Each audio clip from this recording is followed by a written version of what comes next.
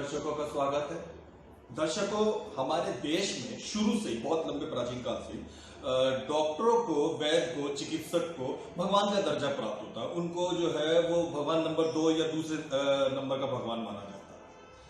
इन बातों पे हो सकता है कभी कुछ लोगों को सम्मान देना या ना देना कम बढ़ती रहा हो, लेकिन जैसे ही कोरोना वायरस हिंदुस्तान में आया या दुनिया में आया, तो फिलहाल हम इंडिया की बात करेंगे, तो इंडिया में आया और लॉकडाउन वाली स्थिति हुई, तो वाकई ही सबसे ज्यादा दर्जा जो भगवान का एक कहावतों के रूप में था उभर के सामने आया। तकरीबन प्रधानमंत्री से लेके एक निचले स्तर का खीरे बेचने वाला तक इस समय डॉक्टरों की वाहवाही, डॉक्टरों को कोरोना वॉरियर, डॉक्टरों की वाहवाही, डॉक्टरों को देवता तुल्य वगैरह, या डॉक्टर बहुत महान है। खुद मुख्यमंत्री भी दिल्ली के सब डॉक्टर बहुत महानता से काम कर रहे हैं, जैसे शब्द इस समय काफी सुने गए डॉक्टरों के विषय में। मतलब जितना सम्मान वाकई उनको इस बीच में इस कोरोना वॉरियर काल में मिला, उतना तो शायद कभी और समय में भी उस जनता के जनमानस के हृदय में उभरता नहीं देखा। एक व्यक्ति डॉक्टर हो तो उसे इज्जत मिलती है, एक व्यक्ति अगर राजनीतिक हो तो भी उसे बहुत इज्जत मिलती है। आप देख सकते हैं आपके आसपास में अगर कोई भी पॉलिटिक्स के अंदर हो और सोशल वर्क करते हो, तो आप देखेंगे कि बहुत इज्जत देने वाले लोग उनके आसपास सुबह में उनके घर के पास आ जाते हैं। जब वो बाहर निकलते हैं, गाड़ी से उतरते हैं, तो कई लोग हाथ मिलाने के लिए उनके पास आते हैं। अब आप कल्पना करिए, हम आपको एक ऐसे व्यक्ति के पास लेकर आए हैं जो डॉक्टर भी हैं। 20,000 लोग तो इस बात के लिए उन्हें सम्मान देते हैं, और साथ में पॉलिटिशियन है और ज्यादा लोग उनको इस बात के लिए सम्मान देते हैं, डबल सम्मान। तो एक आदमी के पास कितनी भीड़ इकट्ठा हो जाती होगी कि जिनको डबल सम्मान प्राप्त है, डॉक्टर के होने के नाते भी, पॉलिटिशियन होने के नाते भी। दिल्ली में इस समय में वर्षा काल शुरू हो गया है। वर्षा काल के दरमियान अलग अलग प्रकार की बीमारियां उत्पन्न होना शुरू हो जाती हैं। इस मुद्दे पे भी हम उनसे बात करेंगे। डॉक्टर रविंद्र नवाज जी, ताजा खबर चैनल में आपका स्वागत है। बहुत खुशी की बात है कि दोबारा आपसे भेंट हो पा रही है। पहले हमारे दर्शकों को ये बताइए कि बारिश का मौसम शुरू हो गया, कौन कौन से रोग इस समय में, क्या क्या चीजें जो है वो उत्पन्न होना शुरू हो जाती है? हर वर्ष की तरह इस वर्ष भी बरसात अच्छी हो रही है, और बरसात अच्छी होती है तो थोड़ा सा मौसम ऐसा होता है, कभी सर्दी होती है, कभी गर्मी होती है, कभी मौसम चेंज होता है। तो इस मौसम में हर वर्ष की भांति वायरल फीवर बहुत चल रहा है। आजकल तो कोरोना वाला मैटर, तो थोड़ी बहुत कोरोना की चीजें भी सामने हो। हालांकि दिल्ली में पहले से कुछ कम होने की हुई है, लेकिन अभी भी वो चीजें भी चल रही हैं। और जनरल उल्टी, दस्त, बुखार, खांसी जो हर सीजन में इन दिनों में होता है, तो वो भी चीजें सामने आ रही है। डेंगू का प्रकोप? डेंगू के अभी केसेस नहीं आए हमारे यहाँ पे, आसपास के क्षेत्र में। और कहीं आए तो अभी नहीं कह सकते, लेकिन आसपास के क्षेत्र में अभी भी ज्यादा डेंगू का नहीं हुआ है।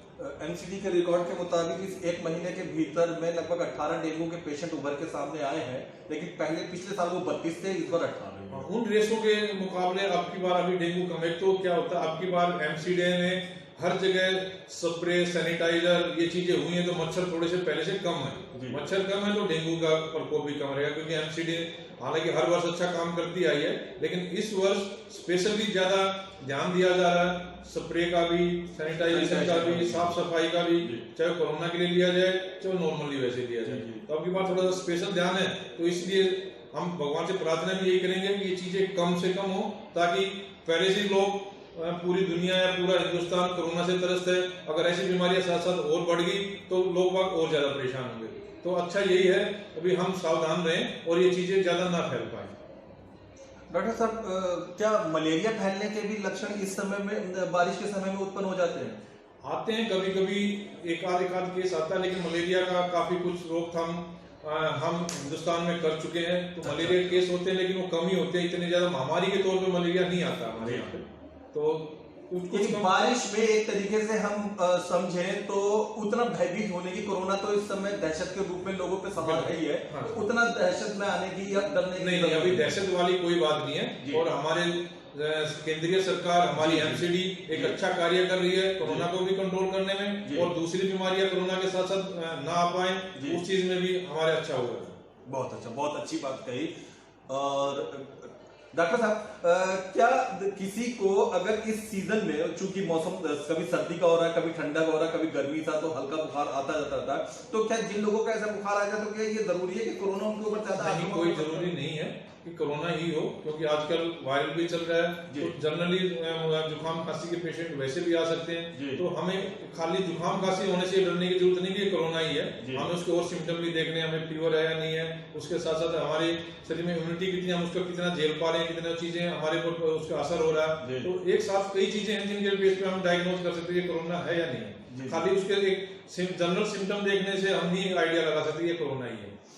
दर्शकों, यहाँ डॉक्टर साहब स्पष्ट रूप से ये कह रहे हैं कि बारिश की इस समय सीजन में बुखार या खांसी हो जाने का मतलब ये ना मान लीजिए कि आपको कोरोना हो गया। इस सीजन में ये लक्षण उभरते रहते हैं, लेकिन उसके बावजूद सावधानी ज्यादा जरूरी है। अपने नजदीकी डॉक्टर से या सरकारी किसी क्लिनिक से परामर्श इस विषय में अवश्य है। डॉक्टर साहब, आउटर दिल्ली में अभी 15 दिन 16 दिन ही हुए दिल्ली के अंदर बारिश शुरू हुए और विभिन्न न्यूज चैनलों पे, विभिन्न समाचार पत्रों के अंदर दिल्ली में जगह जगह पानी भरने के जाम की खबरें, पानी से भराव की खबरें, उसकी वजह से होते हुए नुकसान और जाम की खबरें और मृत्यु तक की खबरें आना शुरू हो गई हैं। इस विषय में आप बताइए, आउटर दिल्ली में क्या स्थिति है, जल भराव इत्यादि? आउटर दिल्ली में भी हमारे आसपास के क्षेत्र में कराला गांव है, कराला गांव में बहुत ही बुरा हाल है। क्योंकि वहां पे जल बोर्ड की पाइपलाइन बिछाई जा रही है, जबकि ये काम बरसात के मौसम से पहले ही हो जाना चाहिए था, ताकि उस पर दोबारा से रास्ता बनकर आने जाने का रास्ता ठीक रहे। लेकिन अब वहाँ इतना बुरा हालत है कि अगर थोड़ा सा भी वहाँ बारिश होती है तो वहाँ घुटने घुटने पानी भर के जाम लग जाता है, गाड़ियां उसमें धस जाती हैं। एक गाड़ी 10 की पीछे से बहुत सारा लंबा जाम गया, वहां से निकलना भी दूभर हो रहा है। ऐसे जगह जगह ज्यादा तो नहीं, लेकिन कई क्षेत्र ऐसे हैं, मुंडका नजदीक में हमारे पड़ता है, उसके अंडरपास है, वहां पे पानी इकट्ठा होता है। अच्छा। कराला में सबसे बुरा हाल है। मुंडका मेन रोड पे, जो कि एक स्टेट हाईवे है, उस पर इतना पानी भरता है कि वहां से निकलना दूभर हो जाता है। तो आउटर दिल्ली में भी पानी भरने की समस्या है। अंदर के जो पानी है वो तो स्मूथली आकर मेन रोड की तरफ नालों, बड़े नालों में आ जाता है पानी। लेकिन बड़े नालों से बाहर की निकासी नहीं है होने के कारण वो फिर बड़े रोड पे, जो पीडब्ल्यूडी के रोड है, उन पे पानी इकट्ठा होता है। उन पे पानी इकट्ठा होने से रोड जाम की भी समस्या भी, और जैसे अभी एक अंडरपास के नीचे डेथ हुई है अनफॉर्चुनेटली मिंटो विलेज के अंदर, वो एक बहुत दुर्भाग्यपूर्ण कहानी है। ऐसी स्थिति ना आ पाए, इसके लिए हमें ध्यान रखना पड़ेगा कि जितने भी बड़े रास्ते, पीडब्ल्यूडी के बड़े रास्ते हैं, दिल्ली सरकार से प्रार्थना है कि उन चीजों, उन रास्तों पे पानी इकट्ठा ना हो पाए, उनकी निकासी स्मूथली हो पाए, इस चीज का विशेष थोड़ा ध्यान दिया जाए तो हम इस स्थिति से बच सकते हैं। डॉक्टर साहब, हालांकि अभी कुछ हफ्ते पहले दिल्ली सरकार ने ये कह के बात का पटाक्षेप करने की कोशिश करी कि सारे डिपार्टमेंट, सारे विभाग इस समय कोरोना के अंदर बिजी हैं, लेकिन भाजपा लगातार आक्रामक है इन जनता से जुड़े हुए मुद्दों पे। भाजपा इस समय, भाजपा के कार्यकर्ता क्या कदम उठा रहे हैं सरकार को चेताने के लिए? भाजपा के जो जितने भी कार्यकर्ता हैं, सबसे पहले तो हमारा काम सरकार को चेताना ना होकर हम सबसे पहले तो कर रहे हैं पब्लिक की सेवा करने की कोशिश कर रहे हैं, उनको मुसीबतों को दूर करने की कोशिश करें। जो कोरोना काल में हमारे पब्लिक के साथ, हमारे आम जो जनता है, गरीब भाई है, उनके साथ क्या क्या दिक्कतें हुई हैं, हमने उस कोरोना काल में उनकी बहुत सहायता करने की कोशिश की है। हमारे सभी कार्यकर्ता, पूरी पार्टी के कार्यकर्ता लगे हुए हैं। लेकिन फिर भी हम ये चाह रहे हैं कि दिल्ली सरकार भी इस दिशा में उचित कदम उठाए, ताकि एक खाली कोरोना तो जो मैटर बना है वो तो बना हुआ है, उसके साथ और जो बरसात के मौसम में दिक्कतें आ रही हैं लोगों को, वो चीज ना पाए। जल भरा होगा, मच्छर भी पैदा होंगे, और सारी चीजें, जो गरीब आदमी हो काम धंधों में नहीं जा पाता, जाम लग गया, आप 4-4 घंटे आप फंस के खड़े हो जाते हैं। तो बहुत सारी चीजें ऐसी हैं जिनका समाधान एक मिलजुल के भी किया जा सकता है। और दिल्ली सरकार चाहे तो उनका समय रहते, अभी तो बरसात शुरू होगी, ये चीजें 5-7 महीने पहले हो जानी चाहिए थी, ताकि ये स्थिति ना पाए। लेकिन दुर्भाग्यपूर्ण ये स्थिति आई है और हम उस स्थिति को झेल रहे हैं। लेकिन कोशिश ये कि हम उसमें जितना भी लोगों की सहायता कर सकें, जल भराव कहीं ना हो, अंदर के एमसीडी के जो रास्ते हैं उन पे तो हम अपनी तरफ से पूरा कोशिश ही कर रहे हैं कि उन पे तो जल भराव हो भी नहीं रहा है। जल भराव हो रहा है बड़े रास्तों पर, उनका समाधान दिल्ली सरकार से हो रहा, करने की कोशिश कर रहे हैं, लेकिन अभी उसका पूरा समाधान हो नहीं पाया। लॉकडाउन के दौरान बहुत सारी फैक्ट्रियां बंद पड़ी थी, उनके बिजली के बिल भेजे जा रहे हैं, जबकि उनके पास कार्यकर्ता, उनके जो वर्कर्स हैं वहाँ काम हुआ नहीं, वर्कर थे नहीं, फैक्ट्रियां 6 महीने लगभग बंद रही हैं। फिर भी उनका फिक्स चार्ज लगा के उनके साथ उनसे मोटे बिल वसूले जा रहे हैं, लाख रुपए का बिल उनका, लाख रुपए का बिल मिनिमम अब भी बिल उनके पास आ रहे हैं। तो हम उस चीज के लिए भी गवर्नमेंट को चेता रहे हैं, सरकार को, दिल्ली सरकार को, कि उनके बड़े हुए बिलों को वापस लिया जाए, उनको जो उस चीज से राहत दी जाए, ताकि बंद पड़े उनके को आमदनी का साधन कोई था नहीं, और खर्चे इतने उनके हो रहे हैं, ऊपर से बिजली का बिल देना पड़ रहा है, तो उन चीजों से वो बाहर आ सकें। तो दिल्ली सरकार को हम ये एक चेतावनी भी दे रहे हैं, नहीं तो हम इसके लिए एक जन आंदोलन, भाजपा ने दिल्ली सरकार के खिलाफ करना शुरू किया है, जन आंदोलन बिजली के लिए। अच्छा, तो भी बिजली के बड़े बिल वापस हो, और जो आगे के लिए जो जब तक फैक्ट्रियां चालू ढंग से नहीं हो पा रही है उनको इस बिलों में छूट दी जाए। जी बहुत अच्छा, ये बहुत अच्छे कार्य है। और वाकई ही ताजा खबर ने निजी तौर पर निरीक्षण किया तो वाकई कई सारे फैक्ट्री मालिकों के पास लाखों रुपए के बिल आए और 2.5-3 महीने उनकी फैक्ट्री लगातार बंद हुई पड़ी हुई थी, ना इनकम के आने के साधन थे, न जाने के। बहुत अच्छे डॉक्टर साहब, इस बीच में हम जहां पर बैठे हुए हैं, आपका ऑफिस है जहां पर या आपका कार्य क्षेत्र है, तो ये बवाना विधानसभा, मुंडका विधानसभा का लगभग ये क्षेत्र बैठता है। तो इस क्षेत्र के अंदर यहाँ पे जो विधायक साहब हैं या जो विधानसभा है, यहाँ आप क्या क्या कमियां पा रहे हैं जो दिल्ली सरकार को दूर करनी चाहिए और नहीं हो पाई?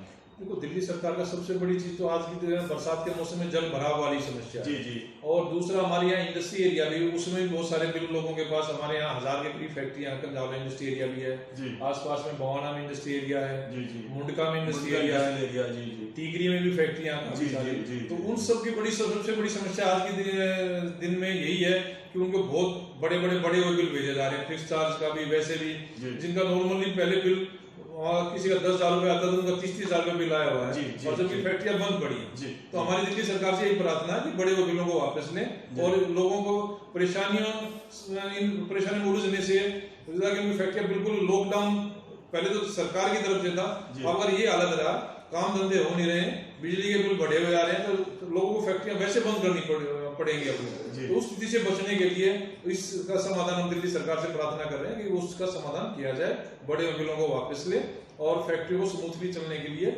उनको कुछ न कुछ बल्कि हेल्प दी जाए, कुछ समय के लिए बिजली बिल आगे के लिए भी रियायत दी जाए ताकि वो अपनी फैक्ट्रियां चला सके। डॉक्टर साहब, मच्छरों से छिड़काव का काम एमसीडी का है, जल भराव से संबंधित समस्याओं को दूर करने का तो राज्य सरकार का है, तो इस समय में एमसीडी ने अपना क्या रोल निभाया है इस में, जिस समय बारिशों का दौर शुरू हुआ? एमसीडी शुरू से ही जी इस क्षेत्र में अच्छा कार्य करती आई है। पिछली बार भी डेंगू का जब ज्यादा प्रकोप रहा था तो एमसीडी ने खूब सैनिटाइजर, स्प्रे वगैरह, मॉस्क्यूटो को मारने के लिए दवाइयां, सब चीजों की हैं। अब की बार तो बल्कि कोरोना टाइम से पहले ये शुरुआत हो गई थी, तो हम आशा यही कर रहे हैं कि अब की बार ऐसी स्थिति ना पाए और एमसीडी के वर्कर्स पहले लगे हुए हैं। उसके साथ साथ निजी संस्थाएं भी अब की बार तो लगी हुई हैं, कुछ सामाजिक संस्थाएं हैं, कुछ हमारे कार्यकर्ता हैं, तो वो साफ सफाई में भी, पौधारोपण में भी और सैनिटाइजेशन में भी, तो इन चीजों में लगे हुए हैं। तो संभावना ये कि अब की बार मलेरिया और डेंगू वाला जैसी जो बीमारियां कम आएंगी, मच्छर कम होंगे, और एमसीडी का सहयोग पूरा इस मामले में सभी क्षेत्र के लोगों को, कार्यकर्ताओं को मिल रहा है। डॉक्टर साहब, बिल्कुल अंतिम प्रश्नों की तरफ आते हैं और फिर बात खत्म करते हैं। डॉक्टर साहब, आप एक जाने माने आउटर दिल्ली के अंदर डॉक्टर साहब हैं और साथ में एक पॉलिटिशियन भी काफी बेहतर किस्म के हैं। आप अपनी तरफ से, इस समय कोरोना खत्म नहीं हुआ है इंडिया में, दिल्ली में अभी भी बरकरार है, लोग बाग उनमें कई सारे शंकित हैं, कुछ शंका के शिकार हैं, आप जैसे लोगों के पास ही, मैं तक आप जैसे लोगों के पास ही सवाल पूछने के लिए आते हैं, तो इस समय में आप जनता को क्या संदेशा देना चाहते हैं? देखो, हम संदेशा यही दे रहे हैं कि लोग बाग इससे भयभीत ना हो। कोरोना है, धीरे धीरे कम हो जाएगा, हमारे शरीर में उसके प्रति इम्यूनिटी भी पैदा हो रही है, तो हम इसको एक भय का चीज ना मान के हम बस एक सावधानी जरूर रहें, 3 गज की दूरी और मास्क जरूरी, ये 2 चीजें स्लोगन ऐसा है जो हमें इस चीज में ध्यान रखना है। और हमारे आदरणीय सांसद जी हैं, उन्होंने बल्कि 5 लाख मास्क बांटने का एक टारगेट इस समय क्षेत्र में तय किया और उन्होंने शुरू भी कर दिया।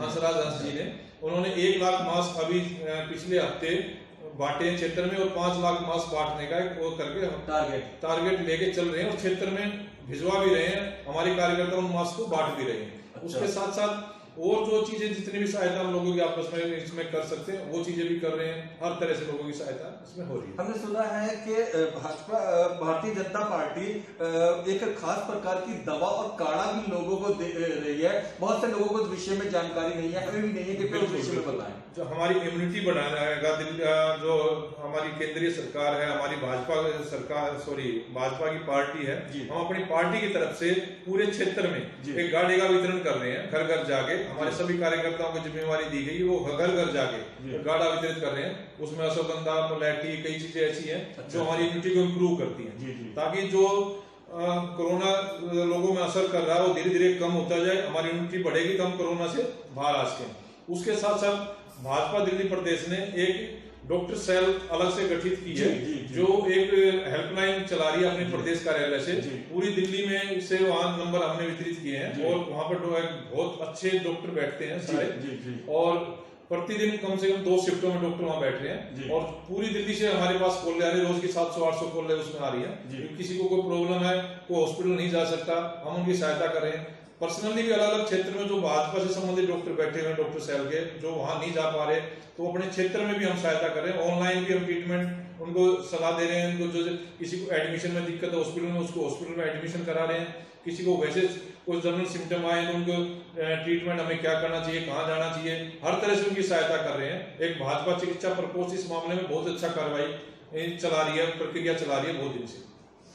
दर्शकों, डॉक्टर साहब ने बहुत स्पष्ट शब्दों में बताया और ये बहुत अच्छी बात है जो सबको जाननी चाहिए, सबको पता होनी चाहिए कि भारतीय जनता पार्टी ने एक चिकित्सा प्रकोष्ठ या यूं कहना चाहिए मेडिकल हेल्पलाइन शुरू करी हुई है, शुरू से करी हुई है इस कोरोना काल में, जिसमें सिर्फ और सिर्फ डॉक्टर्स लोग, काबिल डॉक्टर लोग हैं जो फोन के द्वारा या और दूसरी बातों के द्वारा लोगों को मशवरा दे रहे हैं। आप में से कोई भी अगर किसी प्रकार की मेडिकल लाइन से जुड़ी हुई जानकारी चाहता है या किसी मेडिकल समस्या से ग्रस्त है और जानकारी चाहता, इनके हेल्पलाइन नंबर पे आपको सोशल मीडिया पे वो मिल जाएंगे, उससे जुड़ी हुई जानकारी पे फोन करके। इनके विभिन्न हजारों डॉक्टर हैं जो दिल्ली में मौजूद है और जनता को निःशुल्क फ्री सलाह दे रहे हैं या उससे जुड़ी हुई कोई भी समस्या हो तो उसके विषय में गाइडेंस दे रहे हैं। देखते रहिए, दिखाते रहिए ताजा खबर। आगे भी हम आपको ऐसी खबरें दिखाते रहेंगे। चैनल को सब्सक्राइब करना ना भूलें। धन्यवाद।